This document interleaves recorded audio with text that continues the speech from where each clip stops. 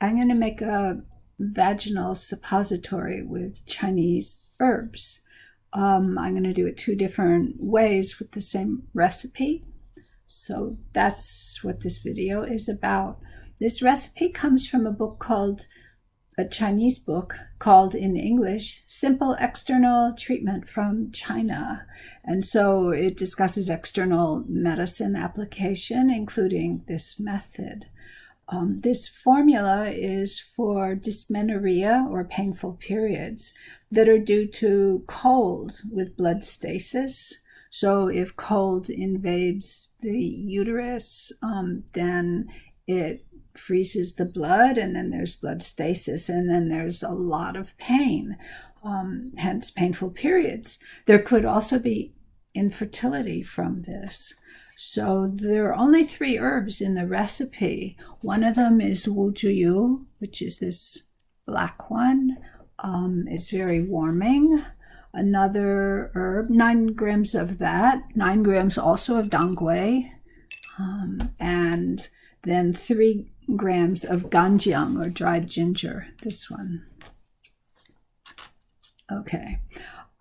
So the next thing is these herbs are powdered, and we'll make it one way as a powder, but also I'm going to make it another way with a decoction. So those are the 2 methods that I'm going to use for these.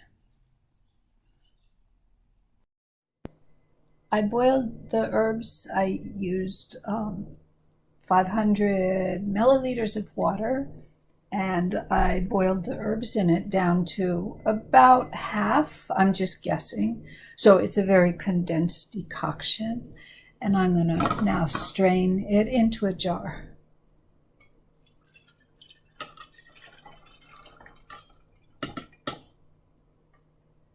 Here are the herbs. Let's get them all in. I've let it cool some so I can touch it. Oh, the Wu Juyu in the bottom.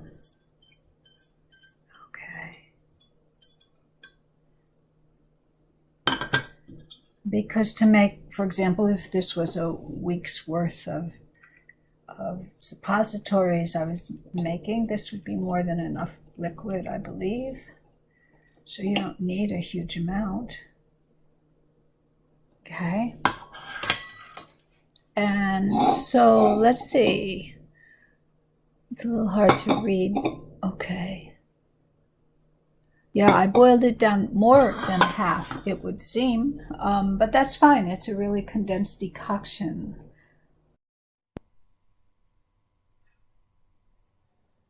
Now that I've made the decoction, I can make some homemade kind of tampons. These wouldn't be good enough for menstrual flow, but they're fine for using to insert herbs as a suppository. You need some 100% cotton balls or something similar to that. Cotton balls come in different sizes, so you probably want to experiment to find a size that's comfortable. It doesn't have to really be huge, but it needs to hold some of the liquid in place, and you don't want it to be so uncomfortable that the person can't sleep at night if they put it in at night. So basically you need cotton balls and you need some string, preferably, cotton string. And if you're worried about cleanliness, of course the cotton balls can be bought clean or sterile, and the string could be boiled to sterilize it, depending on what you're comfortable with. So basically you take a string and you take a cotton ball and you just, it's pretty simple.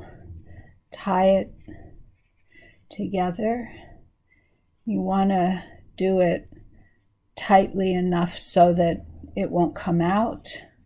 The string won't come off, because you're going to, of course, use the string to be able to remove it afterwards. And so let's try, this is also a smaller size. And then, when you're doing this at home, assuming that you have your own vagina, you could, try different things and see what you think is most comfortable before having a patient do this kind of thing. So I think this one might need a little fussing with. You don't want the string to come off. Of course, you could still get the cotton ball out, but it would just be a little more difficult. So yeah, there, I think that'll do. Then what you can do is you take the, decoction, and you can,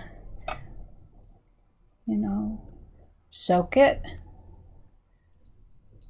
You can squeeze out a little of the extra, and then you could, take it to the other room to insert it. Or here's the bigger one.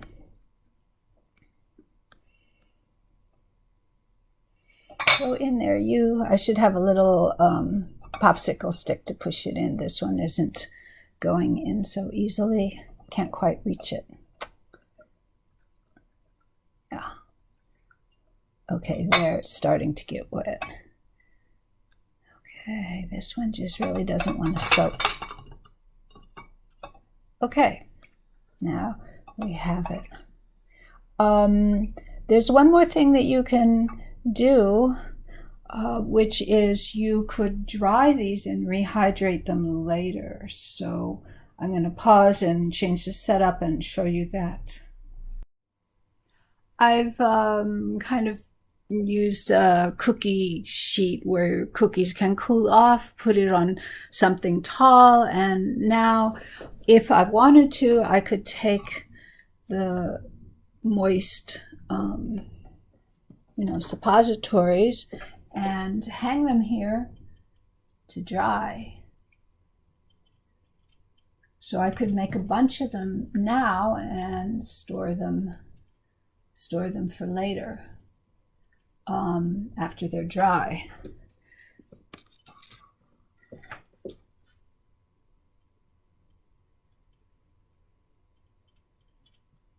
Okay. In there.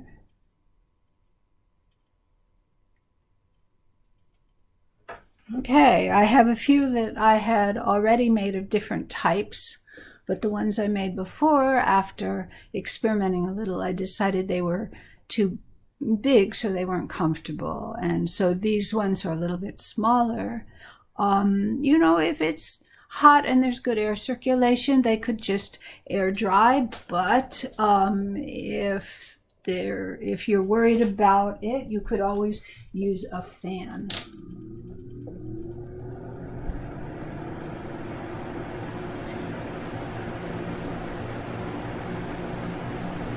So I'll turn the fan off while I finish talking. So those are some ways you can make a suppository. And, while I used a particular decoction here, as long as you have a recipe that's appropriate for the patient, you could do the same thing with a different decoction. I would say that if the patient has dampness, then you want a water decoction, or I'll also talk about powder that's wrapped up.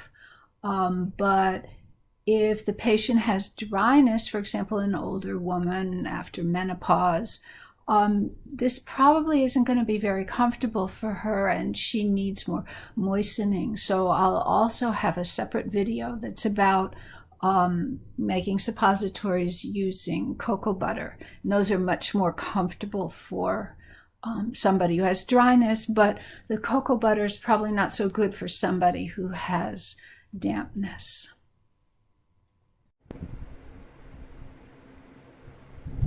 Drying with the fan, almost dry.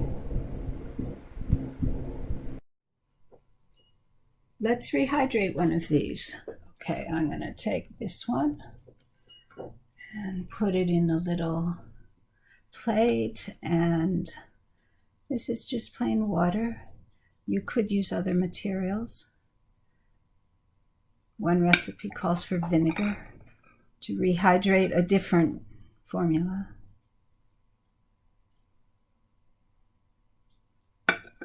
Okay. Making sure it's all moist but not dripping. And my cat is interested. Okay, don't do that at home. Yeah. Some suppository recipes are powdered and then put in a small bag or wrapped in gauze. The original way was wrapped in silk. I don't have any silk, or I might try that. Here I have 2 layers of unbleached cheesecloth, and you want it porous enough that the herbal powder can have influence in the surface area, but you don't want the powder just all totally falling out either. So here's a powdered recipe. And I'm gonna take an amount, not a specific amount. We'll start with that because actually this is me experimenting. You know, some of it is new for me too. So I'm gonna need some string. I can always cut it shorter later, so I'll make sure I have enough. And my cat is yowling in the background. And I'm going to take this and try to make it into a little bolus and tie it.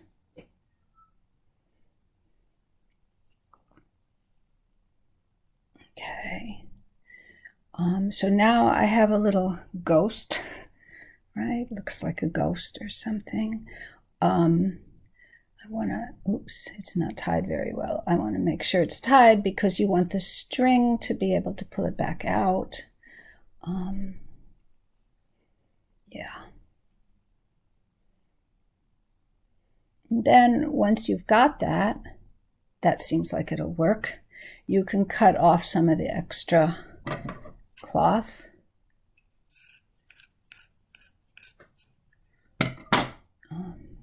And there. So then you would insert this overnight, and in the morning you'd pull it back out. You could possibly moisten it with water before you put it in, and you could adjust the size in different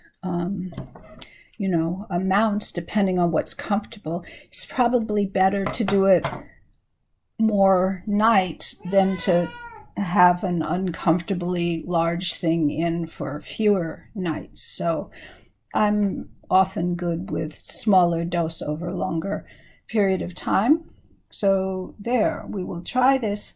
I'll report back to you, but I won't video the trying. Well, to summarize, suppositories traditionally were made from powdered herbs that were then wrapped in gauze or silk and made into a little tampon-like thing and inserted. Okay, they smell good actually. This formula smells good. The other way we've talked about in this video is that you can make a decoction. This one's been sitting in the refrigerator for a few days. It's probably a little old. I'm not going to use it, but I just wanted to make the final video and show you. So you could make a tampon out of cotton balls and wrap it, tie it with string, and then have the patient dip it in the decoction and then insert it. But actually, I think it's a pretty cool idea that was in one of the recipes that I think we could use, is that you could dip them and let them dry, and then when it's at the time of use, they could moisten them. For example, if it's appropriate with rice vinegar or with water or with, whatever liquid you thought was appropriate in the particular case for that particular formula. So these could be pre-made. What I do think is that it needs work on the presentation. These aren't very attractive, but as you probably know, I'm not really practicing, I'm more researching. And so while I played with this on myself, you would probably, I haven't done hundreds of these. And so I think you could make these look a little better, like if you're going to dry them, to form them a little bit when they hang to dry so they look a little prettier. But this is a method that really could be beneficial for topical application of formulas to the vaginal region for various kinds of disorders. The disorder depends on the formula that you use. And so give it a try, see what you think. Okay, bye.